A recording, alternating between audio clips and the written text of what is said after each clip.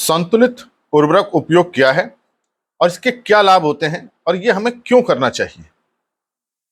देखिए, उर्वरकों का प्रयोग हम क्यों करते हैं, पहले हमें ये जानना चाहिए।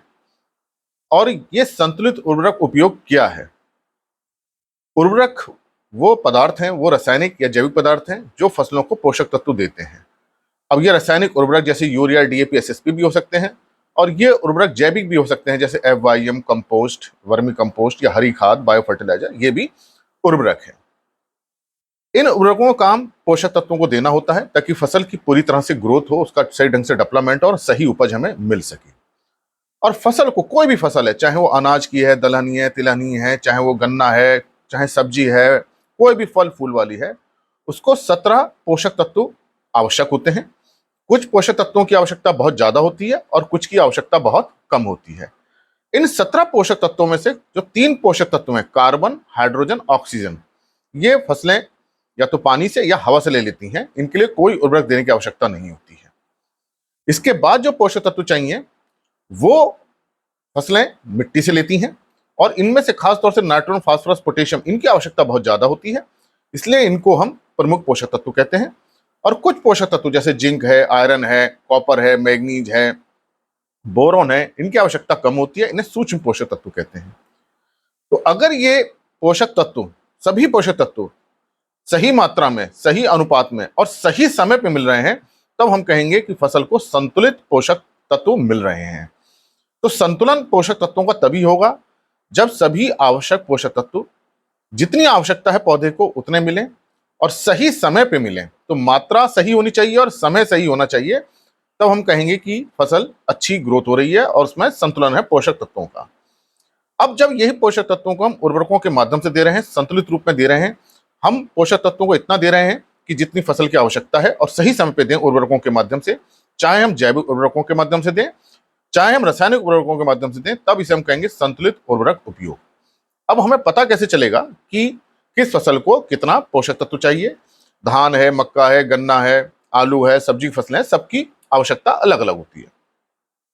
तो किसी भी क्षेत्र में एक जो विशेष क्षेत्र है, वहां की जो विशेष सॉइल है, मिट्टी है, वो फसल उगाने के लिए वहां पे हर फसल की संस्तुत मात्रा बताई जाती है।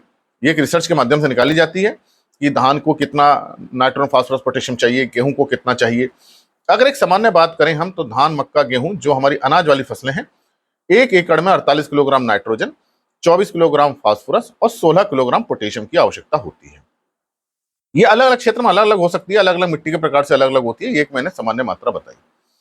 अगर इन्हीं मात्रा को, जो पोषक तत्व हैं, हमें पता चल जाए कि मिट्टी में कितना उपलब्ध है और फसल को कितना चाहिए, तब हमको उसके अंतर के अनुसार ही उर्वरक देने चाहिए। अब हमें ये तो पता चल जाता है फसल को कितना देना है, ये रिसर्च के माध्यम से, अनुसंधान कार्यों के माध्यम से पता चलता है कि इसी कारण से उसकी रिकमेंडेड डोज, संस्तुत मात्रा निकाली जाती है।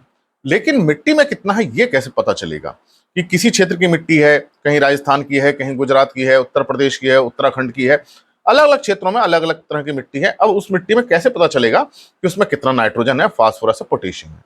ये पता चलता है जब हम मिट्टी की जांच कराते हैं सॉइल टेस्टिंग से। इसलिए सॉइल टेस्टिंग कराना बहुत जरूरी है। बिना सॉइल टेस्टिंग किए हम संतुलित उर्वरक का प्रयोग नहीं कर सकते, क्योंकि हमें पहले ये तो पता होना चाहिए कि मिट्टी में कितना उपलब्ध है। अगर कम उपलब्ध है तो उर्वरकों को हमें ज्यादा प्रयोग करना पड़ेगा, अगर उसकी मात्रा ज्यादा है तो उर्वरकों का कम उपयोग करना पड़ेगा। तो हमें 2 चीजों की आवश्यकता होती है। पहला तो फसल को कितनी आवश्यकता है, ये हम रिसर्च के माध्यम से पता कर लेते हैं। दूसरा, मिट्टी में कितना है, ये हमको अलग अलग खेत की सॉइल टेस्टिंग करानी पड़ेगी। अब जो सॉइल टेस्टिंग होती है उससे हमें पता चल जाता है कि कौन सा पोषक तत्व कम है, तो उसकी खाद उतनी दी जाती है। अगर पोषक तत्व पर्याप्त मात्रा में है तो उसकी खाद या हम उसका उर्वरक नहीं देते हैं। तो आप समझ गए होंगे कि संतुलित उर्वरक उपयोग में हम उतना ही उर्वरक देते हैं जितनी पोषक तत्व की फसल को आवश्यकता है और मिट्टी में उसकी कमी है। तो अगर मिट्टी में कमी है तो हमें ज्यादा उर्वरक देना पड़ेगा, मिट्टी में अगर कमी नहीं है तो हमें उसकी आवश्यकता नहीं है। कभी कभी हम क्या करते हैं कि बहुत ज्यादा हम दे देते हैं जबकि उतनी आवश्यकता नहीं होती, तो इससे हमारा उर्वरकों पर खर्चा बढ़ता है। तो संतुलित उर्वरक उपयोग में हमें केवल उतना ही उर्वरक देना है, पोषक तत्व देना है जितनी उसकी आवश्यकता है। ना तो हमें कम देना है, ना हमें ज्यादा देना है। ज्यादा देंगे तो खेती का खर्चा बढ़ेगा, कम देंगे तो फसल का पूरा वृद्धि नहीं होगी, उससे उतनी अच्छी उपज नहीं मिलेगी। इसलिए आप अपने खेत में जो मिट्टी की जांच कराइए और जो क्षेत्र में हम जो फसल बो रहे हैं वहां कि हमें रिकमेंडेड डोज पता होनी चाहिए। वहाँ की कृषि विज्ञान केंद्र, वहाँ के कृषि विश्वविद्यालय वहाँ की संस्तुत मात्रा को बताते हैं कि उस फसल को कितनी आवश्यकता है। उसी के अनुसार हम उर्वरकों का उपयोग करें। अब इन उर्वरकों का उपयोग हम जैविक माध्यम से भी कर सकते हैं और रासायनिक उर्वरकों के दोनों के प्रयोग से हम कर सकते हैं। तो हमको सही मात्रा सही समय पर देनी है।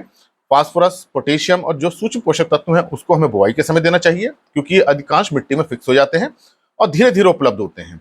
और जो नाइट्रोजन है उसको 3-4 बार में देना चाहिए, क्योंकि नाइट्रोजन का नुकसान बहुत जल्दी हो जाता है।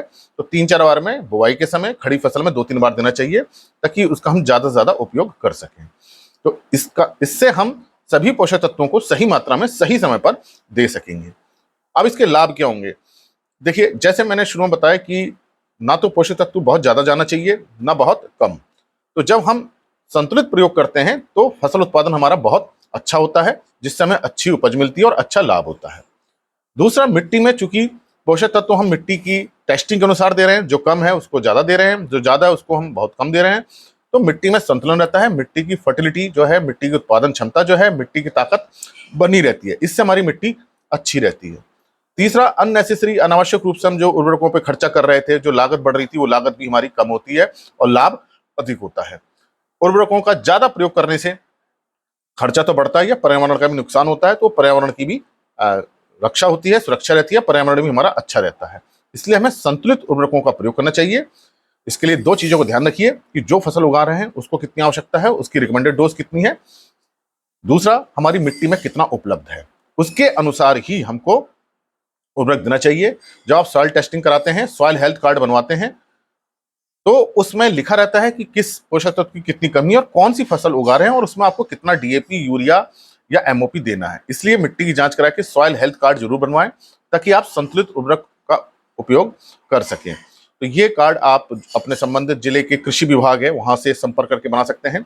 जो वहाँ के कृषि विभाग के कर्मचारी हैं, आप उनसे संपर्क कीजिए, या केवीके से, या एग्रीकल्चर यूनिवर्सिटी जो है आपकी कृषि विश्वविद्यालय, वहां से संपर्क कीजिए और सॉइल टेस्टिंग करवाएं और सॉइल हेल्थ कार्ड जरूर बनवाएं, ताकि आपको ज्यादा से ज्यादा लाभ हो फसल का, खेती का खर्चा कम हो और हमारे खेत भी अच्छे बने रहें।